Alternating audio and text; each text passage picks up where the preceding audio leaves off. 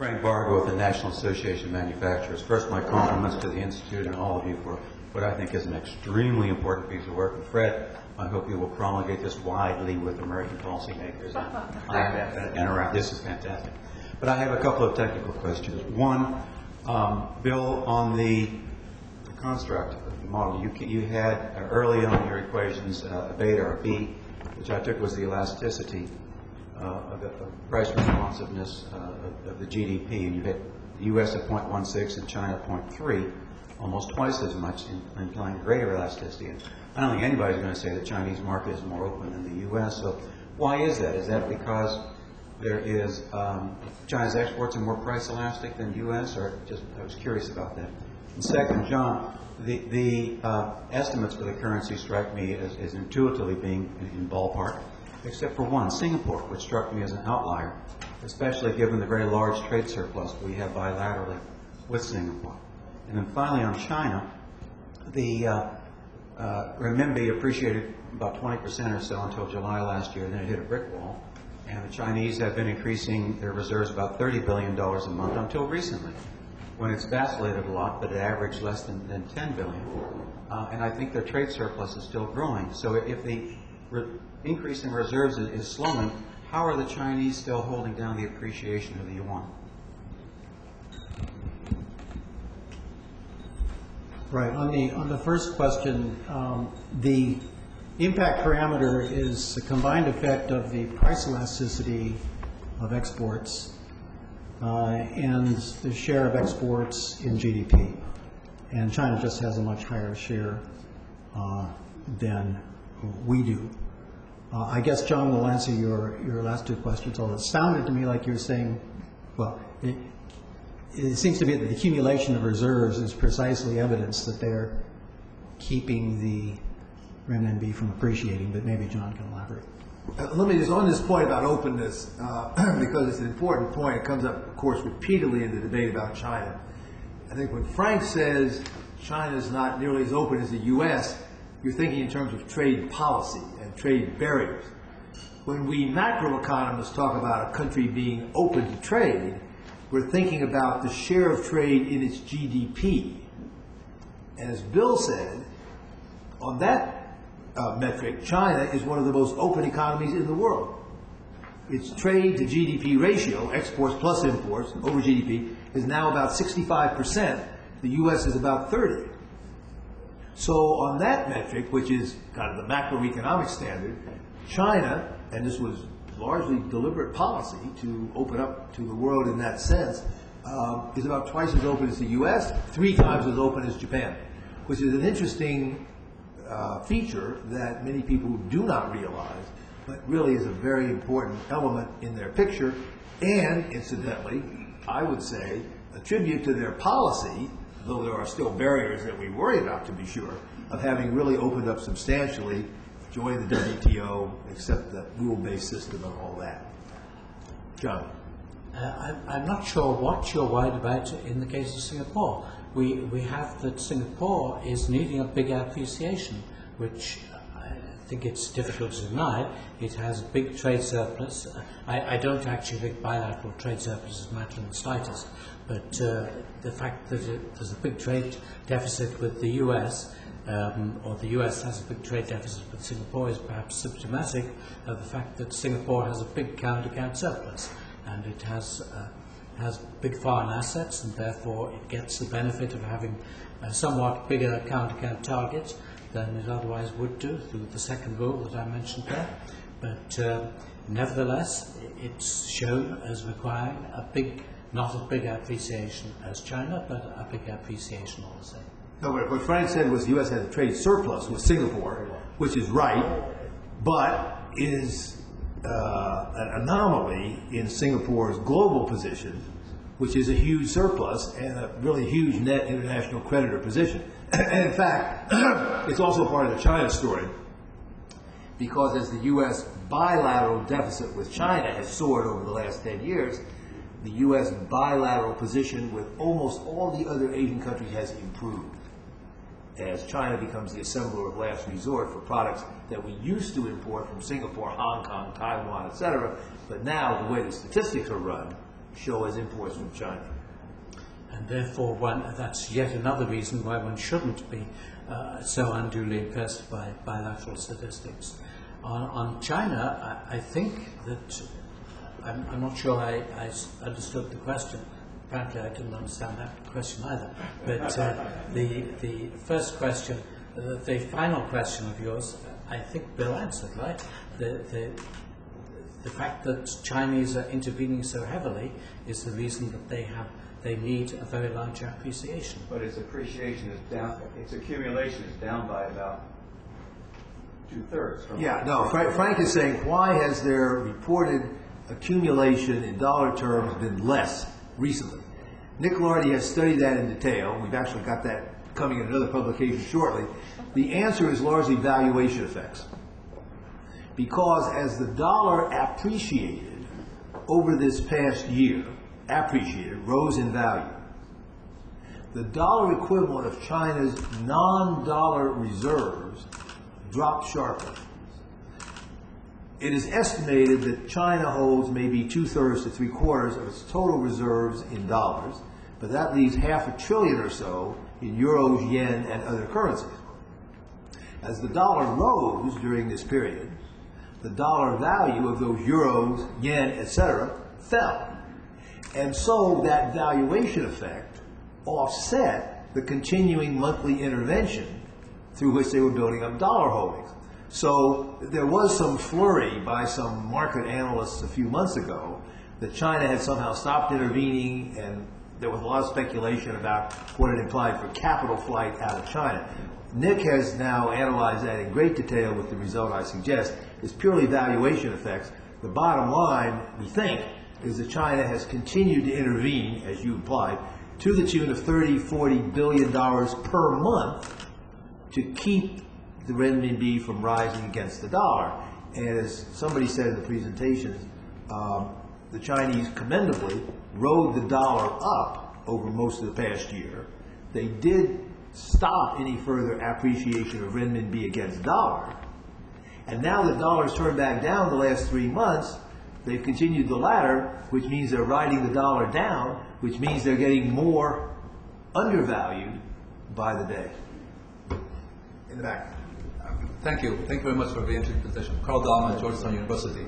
I think that you've identified really big critical macro-structural issues in the U.S., and I would like to ask both John and Bill if you could just walk us through what would be the key recommendations each of you would make to the Obama administration in terms of how to deal with this problem.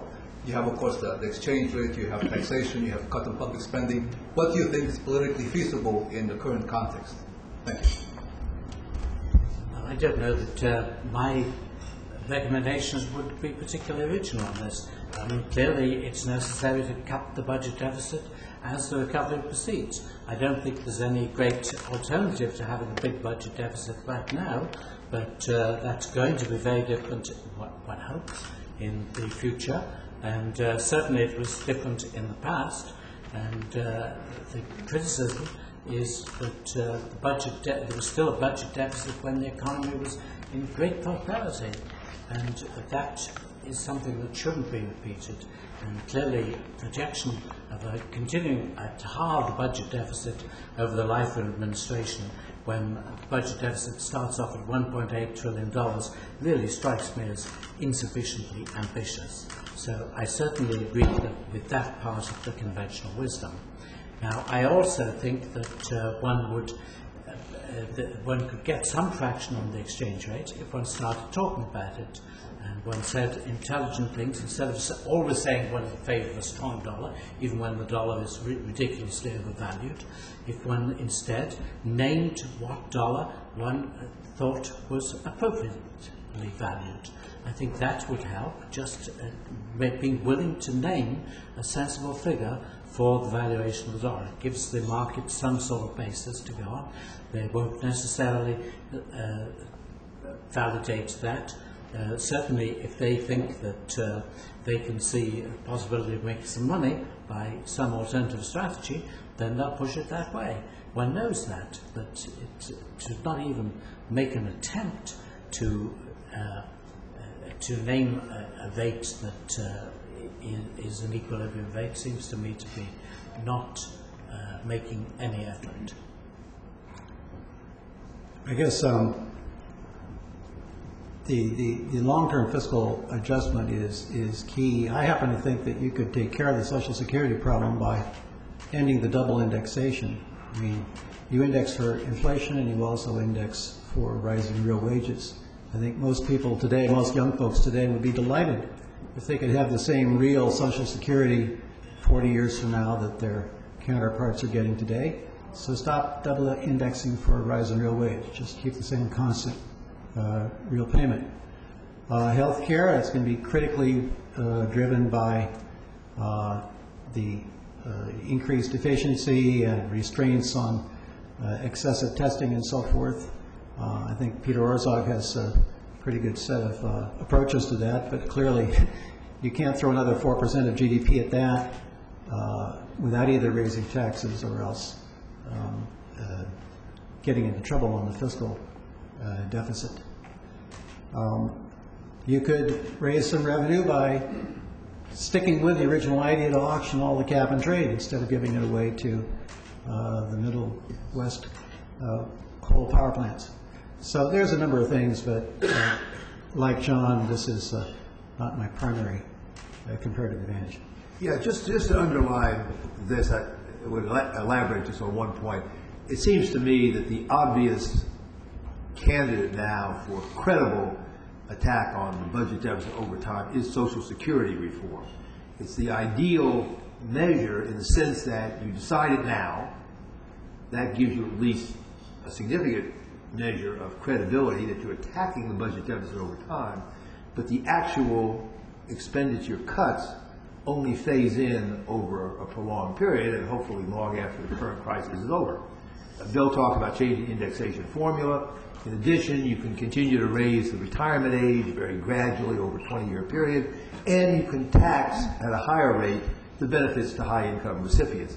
That combination would put Social Security in solvent form forever, and as noted in the early part of the presentation today, would take 2% of GDP off the total government budget deficit over the projection period that Bill did in this study.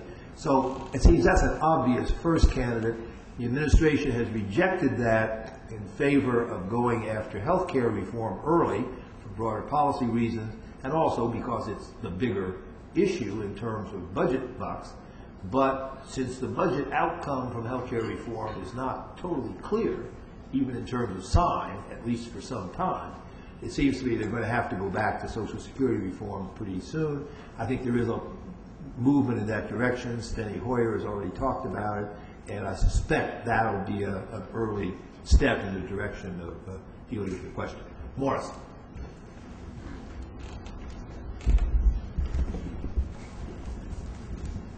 Morris Goldstein, Peterson. Bill, I wanted to ask you about a point you made in the presentation where you said that when you looked at history, about 40% of the rise in the U.S. budget deficit was reflected in the trade deficit. And some people will look at recent numbers and be a little puzzled, right? Because right now the budget deficit is going way up. The crisis will have double-digit numbers, and yet the current account has come down from 6% to 3%. So is what's going on simply lags in the process? Is it that we're having a large private sector offset because of the destruction of wealth in the crisis? Is it because there's a difference again between you and the IMF forecast? But why do the twin deficits really look like we're having a big departure right now? Is that just an aberration, or is something else going on that that's different than before? Right. We have a historically unprecedented current or fiscal deficit this year of 12% of GDP. I think it might have reached that high briefly in World War II, but certainly in peacetime it's unprecedented. So why isn't the current account deficit going up? Well, it's, I think, very much primarily the fact that we're not at full employment. This is a recession. What happens in recessions? you get a collapse in your imports, a high cyclical elasticity of demand, and if you're getting a collapse in your imports because you're in a recession, then you're going to have the opposite sign from what you would expect, because your recession balloons your fiscal deficit because of the automatic stabilizers.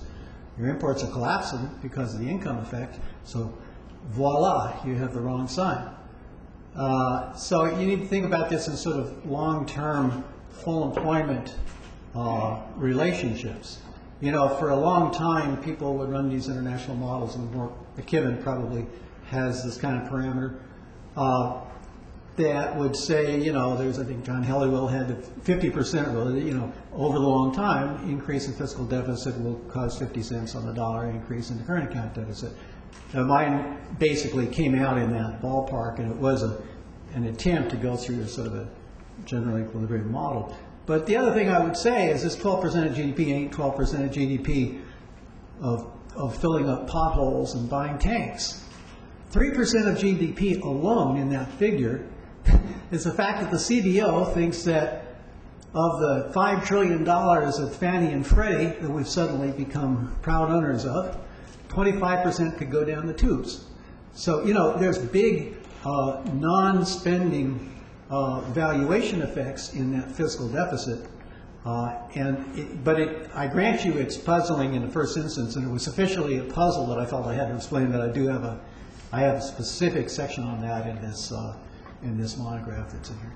Bill, you better say one more thing, though, because half the audience is going to say, yes, the U.S. is in recession, but so is the rest of the world in recession, and that affects the export side. So give the comparison between the two parameters. I mean, the depressing effect on our exports as well as the depressing effect on our imports.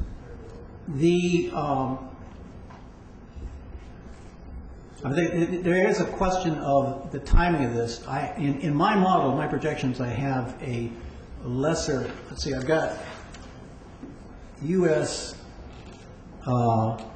output. In this particular run, I had U.S. growth from 1.6% last year to minus 2.6% this year.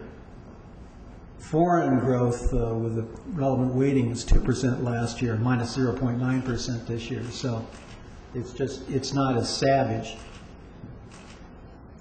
But I think that the basic point is when you're looking over a 30-year horizon, you can basically sort of ignore, or hopefully will be able to ignore,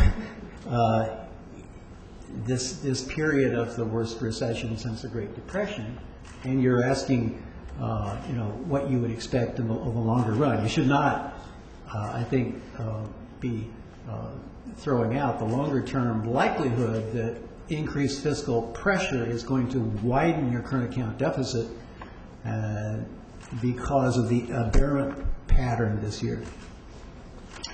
Warwick McKibben was mentioned, so let me call on him. It's Warwick McKibben from the Brookings Institution and the Australian National University. Another way to answer that question, Bill, is the current account is the difference between savings and investment. There's been a big collapse in investment, and private savings has fallen a little bit, so that's where the current account surplus comes from. But I was going to comment on your numerical values. In our models, we find the value is between 0.3 and 0.4% of GDP, change in the current account for a 1% change in the deficit, depending on the sources of the deficit, whether it's spending or taxes. So those numbers are in the same ballpark as yours and very conventional. I guess my question was, you focused on what the US fiscal position is doing. That multiplier is what happens if the US changes fiscal policy and nobody else does. But if the whole world has the same change in the fiscal deficit, then there's no effect hardly at all on the current account because it all nets out. And so the question is, what are you assuming about the rest of the world fiscal positions? If I look at Europe, if I look at Japan, if I look at a lot of countries, I see similar dilemmas as you're facing in the US. So are you just taking a US-centric focus, or are you allowing for the fact that it is a general equilibrium effect in the globe? Yeah, no, I'm not addressing the question of whether the rest of the world is going to be headed toward ever wider fiscal deficits. So the answer is no. And now on the substance of that, I don't know. First of all, the country is likely to be in that situation will be an increasingly smaller fraction of world markets and output as the BRICS emerge. Secondly, there's going to be some limits. I mean, presumably, we're not the only ones who have to worry about these high fiscal debt ratios. But in the first instance, in a sense, it's a partial diagnosis from that standpoint. Okay, Barry and then Mosen.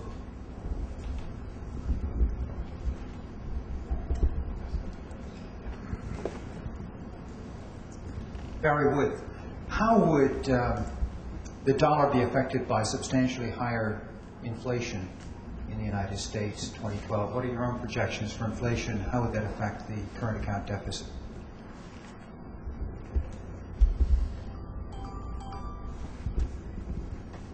Well, I think you can't look at inflation alone. You have to ask whether it's going to be.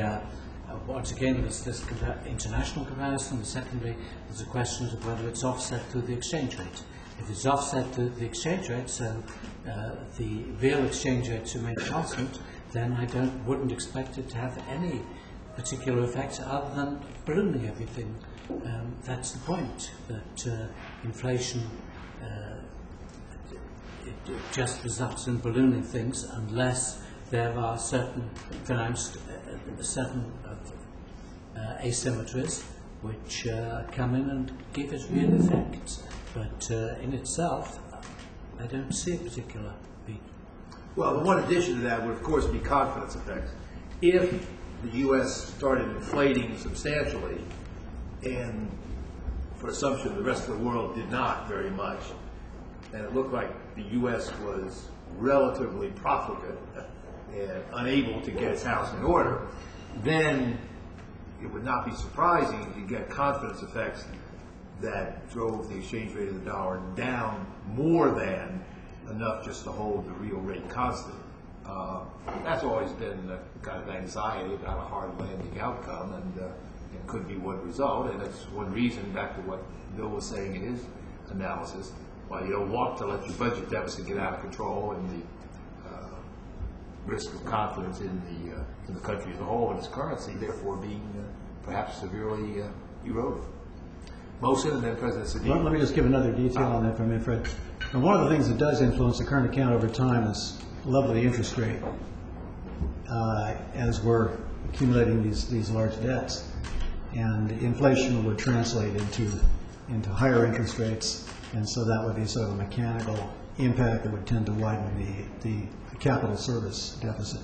No, that's higher nominal interest rates. If I mean, Yeah, but we can get the real into. interest rate is unchanged, then the real. I don't think that's right. But no, because you're dealing with a residual. You're dealing with a residual. Look, if we have 15%, let's look at that. We'll sort it out among the authors later. Mosen and then President Sedillo. I'm Mosen Khan from the Peterson Institute. Bill and John, two key parameters in your calculation of your exchange rates over valuation are, of course, the 3% and the parameter B, which is based on price elasticity. I'm assuming that, holding B aside for a moment, that's based on estimated price elasticities for these countries. 3 is the key here, the 3% current account deficit. And the question that I had for you is, you do have a rationale in your paper as to where the 3% comes from, and you think it's reasonable, and it may well be reasonable. But it is plucked out of the air in some sense. And what if it was 6? And what if it were 5? And my question to you is really, have you done any sensitivity analysis on that 3%? Because as you vary that, the amount of the degree of overvaluation and undervaluation will change quite substantially, given B. So my question to you is, has this sensitivity analysis been done?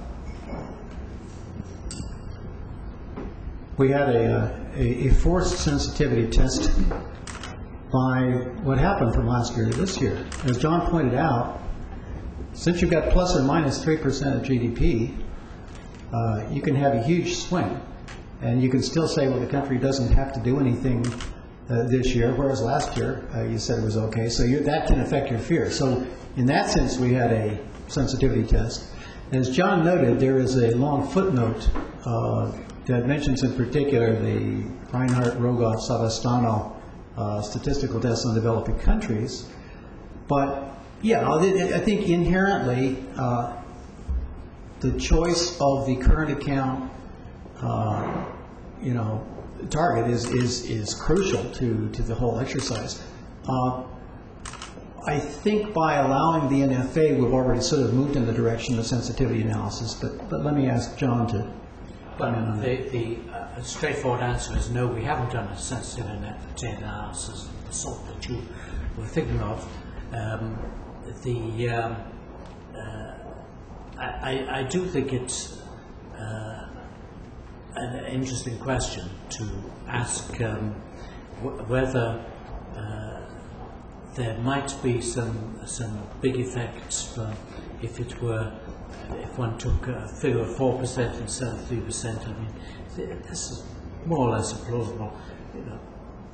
By the time one got outside the range of 2 to 4, I'd be feeling very uncomfortable. But which is why I suppose we end up with 3.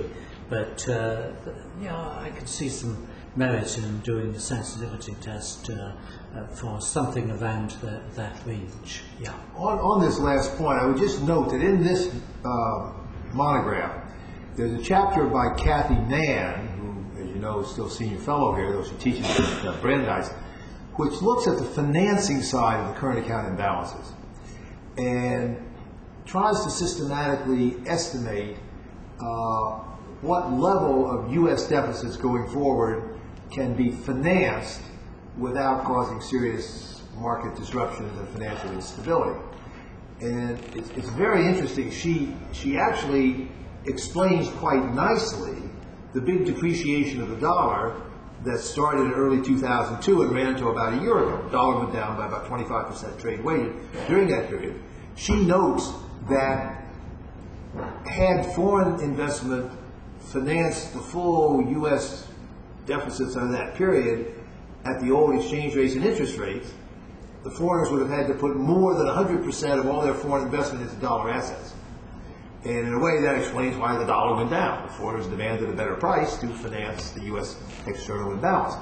And so she takes Bill's current account projections going forward and asks how financeable are those? And the conclusion is not very for not very long. In short, it kind of underpins what's been a traditional notion coming out of studies at the Fed, studies that Kathy and others have done here, showing that once you got beyond 4% or certainly 5% of the GDP deficits, you were in trouble. Now it comes in Australia and New Zealand. There have been some countries that have run imbalances bigger than that for time, over time. There's some explanations for that. So the kind of rule of thumb has been 4 or 5. They've chosen 3. Yeah, you could say a little bigger, but I don't think it changes the basic outcomes, the basic conclusions that one reaches, at least if you believe anything like Bill's longer-term projections. Ernesto. Thank you, Ernesto Cedillo. Well, actually, my question is complementary to Moshin's. It's about the 3% rule. I think we are going to go through a process of global financial disintermediation. We will see a much risk-averse financial institutions, and we will see the fiscal situation in countries which have reserve currencies, and all of that will have consequences, and I'm thinking about the Mexicos and the Brazils of this world. So I really wonder whether the 3% rule is going to be a good rule within the next 3 or 4 years, at least from a policy perspective. You mean maybe it's too high? It's too high. Too high. Yeah, definitely. I mean, if I think about Mexico or Brazil, my policy advice would be careful. Don't try to go for the 3% because you will be surprised. You will not get it. And ex post, you will live with less than 3%. But if you don't do the policy to live with less than 3%, you are going to be further traumatized. So the issue is whether you are not, you are failing to incorporate something that has structurally happened because of this financial crisis. We have moved from a situation in which markets tended to underprice risk to a situation in which probably markets are already overpricing risk and will continue to do so. And there will also be a crowding out because of the fiscal disaster that we are seeing in most developed countries. So a word of caution. I think an interesting question is, if you're right for Mexico and Brazil, are you also right for the United States? Which way is the cut? The Alan Greenspan argument in justifying and defending the big current account imbalances in the late 90s and into the early part of this decade was the reduction in home buys. So Alan always argued, and there was some support for that from empirical studies, that a bigger and bigger share of saving around the world was invested internationally, less at home, and therefore all deficit countries could attract more financing, run larger imbalances. You're saying that now cuts the other way, and there may be an increase in home bias as part of the risk aversion that comes out of the crisis, so that the share of all portfolios invested abroad will be less, therefore international financing will be less, and that could apply to the United States as well as to the emerging market economies. It's an important and interesting thesis. I'm sorry, John. Let me just say, I mean, I agree with the basic notion that maybe 3% is too high, but I mean that's quite deliberate. That we've selected numbers which tend to give scope to run misaligned exchange rates, rather than to hold people to what is arguably the straight and narrow. And so I think that's not. It's not. From that point of view, I think one can defend 3% is about a quite reasonable figure. The other thing is that, in fact, there's been a big swing back in the last few weeks. Many of the exchange rates that had swung heavily, they depreciated heavily against the dollar, and then it's the dollar that's been doing the depreciating recently, and these currencies have been going back. And so the idea that generally there's much less risk appetite than there was, I think it's not clear that it's going to end up that way. I thought you were going to note, John, that you've now been, your 3% have been attacked from both sides, so it must be roughly correct. Question to that. Yeah, my name is Yuan. I'm with the Voice of America. If the RMB rises 40% against the dollar singularly to achieve equilibrium, or as I mentioned in the study, 20% on a weighted average basis, one can almost safely assume that the Chinese ability to continue to purchase treasuries will be negatively affected. I'm just wondering if you see that as a concern, and if so, how would you recommend that that concern be addressed? Thank you. Well, it's certainly true that if the whole purpose of the exercise is to undermine the Chinese ability, as you put it, to continue purchasing treasuries, the purpose would be to reduce the Chinese surplus, to get a better balance in the world economy, and therefore other people will be buying the treasuries instead of the Chinese. I don't see there's any problem in that. Might push the price a little bit. Well, it depends. If the other people who are getting money are equally anxious to purchase treasuries. No, but the notion would be that the aggregate imbalances would decline. Yeah. So there'd be fewer foreign purchases of treasuries. There would be more American purchases. And so the question is whether the price changes, and probably a little. Any other questions? Yes. Is there Arthur Alexander from Georgetown? Any implication that there are market or other forces that would lead the market exchange rates to approach your estimated equilibrium rates over time?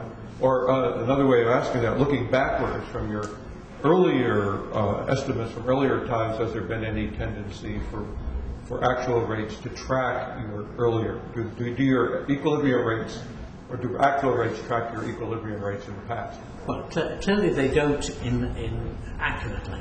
On the other hand, when there are really big disequilibrium, when the dollar is going through the roof, as say in 1985, one knew that it had to come down. And therefore, I think at that point, a fundamental equilibrium exchange rate analysis would have been useful. But with moderate changes, no, there's no strong force tending to markets get their own ideas. They don't listen to me. Well, I think John is slightly immodest there, because I meant to say this in my introduction, but I forgot to do it. John pioneered this whole concept of fundamental equilibrium rates back in the early 80s, as I said, and it's actually been adopted, often with variance, by lots of scholars and, in fact, lots of organizations. When you look at how the IMF does its exchange rate analysis now, at least one of its variants is very much based on the FEER concept, and that in turn gets into advice to governments and policy reactions and even market responses. We need to do actually a systematic analysis of how the FEER projections that we've done over the years have panned out in terms of subsequent market responses. My sense is actually pretty accurate, at least on these big imbalances. When there have been big disequilibria, they've been flagged, and the markets have usually corrected to that. Not in any precision, not over the short run. But we ought to do that, and we'll put that on the agenda for the future. Okay, thanks to John and Bill. We appreciate it.